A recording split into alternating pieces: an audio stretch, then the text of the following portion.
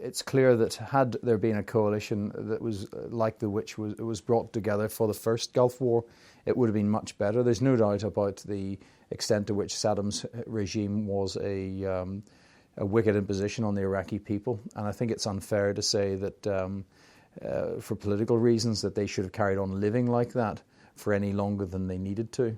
But I think that the whole scheme ultimately was probably ill-conceived. But then that was compounded by some poor decisions that were taken shortly after the invasion. It's clear there was no understanding of the conditions that would be found, and there was no clear strategy. And that actually probably cost something of the order of 3 years of chaos before things could be restored. And how did we do in the years 2003 onwards after that answer till now, really, on the ground, militarily speaking? Well, I think it's a tale of really two parts. The United States performance initially was unimpressive in terms of they were impressive militarily. They quickly conquered the Iraqis, but had no idea what to expect and fared poorly in the beginnings of the insurgency. Their learning curve was extreme, and I have to say they've come out of it as a thoroughly impressive counterinsurgency force who have achieved tangible results in Iraq. The tale for the British, sadly, was the opposite.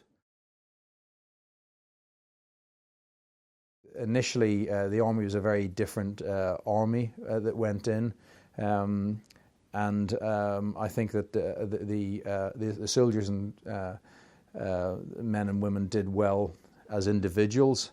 I think that it exposed a poor level of command and staff, which has been swept away, a thoroughly poor performance at the strategic level, and what the Americans would characterize as an institutional lack of aggression and forward-leaning, and a capacity for muddled thinking.